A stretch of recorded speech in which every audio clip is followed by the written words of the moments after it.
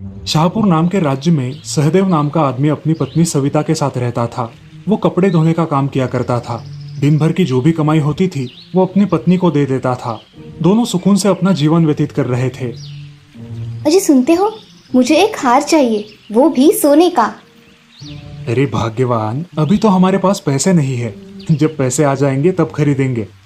तुम्हारा हमेशा का ही है, कुछ भी मांगो मुंह पे ना ही है। कुछ पीछे भी रखा करो, वरना हमेशा की तरह गरीबी में ही जीवन व्यतीत करना पड़ेगा।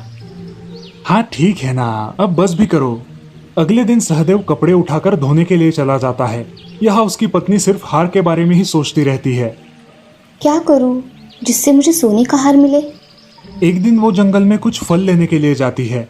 तब वो नदी के किनारे एक सुनहरे मेंढक को जाली में बंधा हुआ देखती है। वो उस मेंढक के पास जाती है।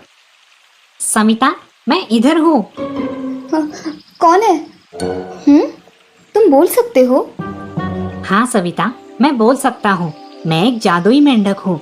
इन मछुआरों ने मुझे यहाँ बंदी बना कर रखा है। सविता, कृपा करके मुझे बचा लो। मैं तुम्हारी कोई भी 3 इच्छाएं पूरी करूँगा। क्या मैं जो भी मांगू वो इच्छा पूरी हो जाएगी? हाँ हाँ, तुम मुझे छुड़वा तो दो, फिर देखो कमाल। सविता मेंढक को जाली से रिहा कर देती है। देखते ही देखते वो सुनहरा मेंढक अब बड़ा हो जाता है और बोलने लगता है। मांगो सविता, क्या मांगना है, मगर एक शर्त है। तुम्हें जो भी मिलेगा उसका दुगना तुम्हारे पति को मिलेगा। अगर शर्त मंजूर है तो मांगो। मुझे इस दुनिया में सबसे ज्यादा खूबसूरत दिखना है। मुझसे ज्यादा खूबसूरत इस दुनिया में और कोई ना हो। अरे तुम्हारा पति तुमसे दुगना सुंदर हो जाएगा। उसके पीछे सारी औरतें लग जाएंगी। हाँ, होने दो। क्योंकि मैं अकेली ही इतनी सुंदर रहूंगी तो मेरा पति मेरा ही रहेगा, वो किसी और को क्यों देखेगा? उसकी तेज अकल देख मेंढक खुश हो जाता है।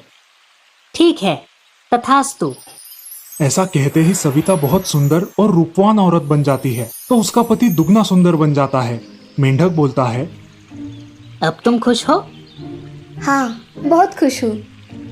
अब तुम्हारी दूसरी शर्त बताओ, मैं वो भी पूरी कर दूंगा। अब मेरी दूसरी शर्त है कि मैं इस दुनिया की सबसे अमीर औरत बन जाऊं। फिर से बोल रहा हूँ, तुमसे ज्यादा अमीर तुम्हारा पति बन जाएगा। जो भी मेरा है वो उनका है और जो उनका है वो मेरा है, तो आप उसकी चिंता मत करो। तथास्तु।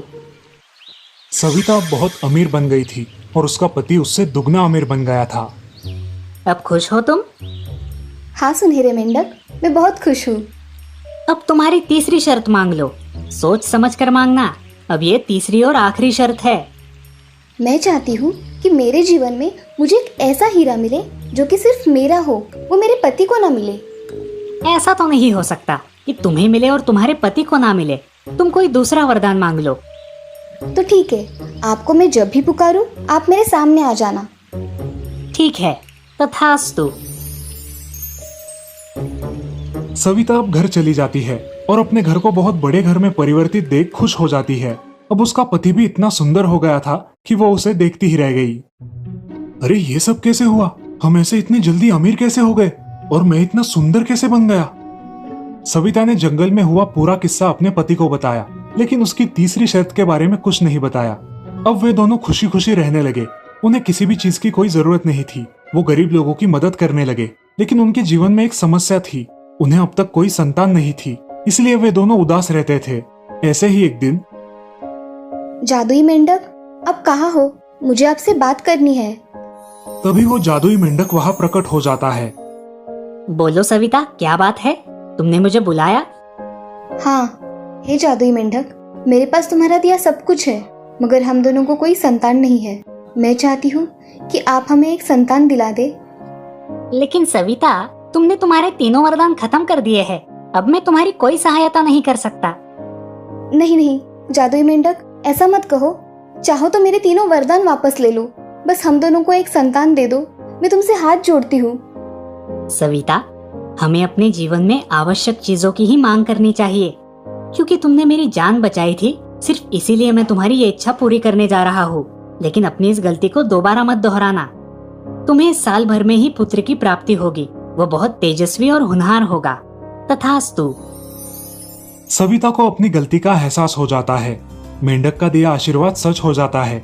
साल भर में ही सविता को पुत्र प्राप्ति होती है और उनके जीवन में खुशियां ही खुशियां भर जाती है। इस कहानी से हमें ये सीख मिलती है कि हमें जिंदगी में सही चीजों का चुनाव करना चाहिए। लालच में आकर हासिल की हुई चीजों का ज्यादा मूल्य नहीं होता।